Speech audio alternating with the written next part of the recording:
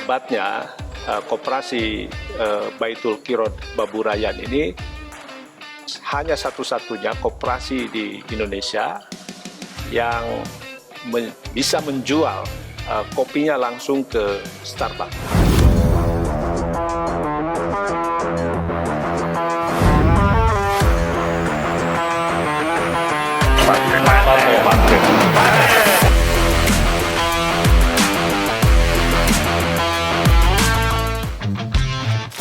Saya hari ini ada di Takengon, Aceh Tengah, di pusat kopi dunia yang sangat terkenal, yaitu kopi Gayo. Nah, ini adalah gudang milik koperasi Baitul Qirot Baburayan, dan di samping saya ini ada Pak Rizwan Husin, ketua koperasinya, dan di samping saya juga ada Pak Bupati Kabupaten Aceh Tengah, ya, dan Pak Supomo di LPDB. Koperasi Baitul Qirot Baburayan ini, yang saya tahu kan ada 4.300 petani kopi yang sudah gabung di koperasi Baitul Qirot Baburayan ini dari 7.000 yang akan bergabung. Dan hebatnya koperasi Baitul Qirot Baburayan ini hanya satu-satunya koperasi di Indonesia yang bisa menjual kopinya langsung ke Starbucks. Ya. Nah, bisa cerita gimana Pak bisa mengakses ke Starbucks? Baik, insyaallah. Baik, terima kasih Pak. Selama ini orang belum tahu bagaimana kopi Gayo ini sebenarnya. Jadi di kami sendiri di sini, waktu itu harga kopinya sangat tidak jelas. Jadi peluang itu saya tangkap. Organisasi tadi buatlah yang lain dari orang. Artinya jangan jualan biasa. Kita buat Pak, kelompok pertama ada 6 kelompok. Nah, setelah ada kelompok kan harus ada harus ada institusinya. Nah, jadi saya berpikir dengan kawan-kawan, bagaimana caranya nih? Kita buatlah begitu badan hukumnya Koperasi. Jadi si Starbucks juga cari kopi, ketemulah dengan kita. Nah, jadi dengan sudah punya sertifikat Pak. Kita bilang organik.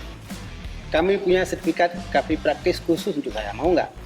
Jadi dengan bantuan dari Jember, ya, Jember. Puskoka Jember untuk mendapatkan sertifikasi organiknya. Nah, setelah itu baru terhubung dengan Starbucks. Di dunia, terutama untuk komoditi pangan, mengenai fair trade, ya itu kan menjadi salah satu concern dunia. Ya. Jadi kita sudah ada sertifikat fair trade, fair trade internasional. Jadi fair trade ini rupanya dia hubungkan dengan pembeli di luar negeri. Jadi memang dia mewajibkan kopi itu dari koperasi. Harga kopi umpamanya sekarang 60.000. Jadi dipersyaratkan setelah 60.000 itu ada tambahan namanya sosial premium. Jadi premium itulah yang nanti akan kita gunakan untuk memperkuat kelembagaan kita. Termasuk kita ini membeli tanah, buat pabrik ini semua kita pakai dana itu. Nah, juga bisa kita berikan sedikit share ke petani. Nah, ini cerita Pak Rizwan ini mudah-mudahan juga bisa ditiru oleh petani-petani kopi di daerah lain supaya bergabung dalam koperasi. Nah, tadi saya mau tanya Pak Supomo, gimana Pak konsep LPDB untuk memperkuat koperasi kopi ini? Ya, jadi kenapa LPDB mensupport Pak di koperasi ini?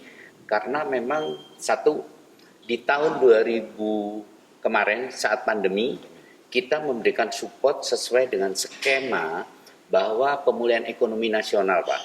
Jadi sesuai konsep Bapak bahwa petani harus dibeli tunai, koperasi sebagai off-taker pertama Pak, sehingga LPDB masuk kepada koperasi untuk membeli kepada petani supaya petani tadi itu tidak diutang Pak. Kalau ke tengkulak lain itu diutang Pak, sehingga pendapatan masyarakat bisa terjaga Pak. Pada saat pandemi ini kan banyak permintaan turun. Iya, permintaan turun, ada kendala pengiriman, tapi kan kita harus hadir Pak kita sebagai kepanjangan tangan pemerintah harus hadir di tengah-tengah masyarakat. Sehingga LPDB memberikan pembiayaan kepada koperasi ini, skemanya untuk pembayaran koperasi kepada LPDB, skemanya diikutkan, disesuaikan dengan pembayaran pada saat ekspor, Pak, bukan pada saat sebelum ekspor, Pak. Ya, jadi ini optimis ya, Ya. kita kembangkan. Nah, saya sekarang ke Pak Bupati. Pak Bupati, rencananya gimana Pak untuk revitalisasi petani-petani kopi ini? Dari awalnya memang kami berkomitmen, pertama program kami untuk memperluas Luas lahan. lahan. Itu program perlahan-lahan, karena sebagian masyarakat nggak mau. Dia takut namakan. Ya kita sampaikan ya tanaman musiman sambil menunggu panen perdana. Sebetulnya untuk menjamin kelangsungan perekonomian kita stabil, itu harus koperasi. Yang kedua, saya melihat di dalam pandemi ini Batul Kira masih tetap Penjualan lancar. masih tetap. Tidak ada PHK. Nah, saya Pak Rizwan, kira-kira ada pesan apa untuk para petani kopi di Indonesia Pak dari pengalaman Baitul Qirot Baburayan ini? Ya, yang pertama saya setuju seperti yang disampaikan oleh Pak Menteri tadi. Petani ini sekarang fokus mengelola kebun kopinya. Jadi dia jangan berpikir pasar. Jadi kalau berpikir pasar, semua orang datang ke petani, akhirnya harga kopi bisa ditekan. Jadi dia fokus ke Mengurus tanamannya supaya lebih produktif. Saya kira tadi kita bicara model bisnis kopi yang ideal. Ya, mudah-mudahan ini bisa ditiru oleh daerah-daerah lain sehingga kita bisa menjadi pemain kopi dunia dengan kopi yang bermutu, dan dari kopi ini kemudian kesejahteraan petani menjadi lebih baik. Kopi Gayo memang paten.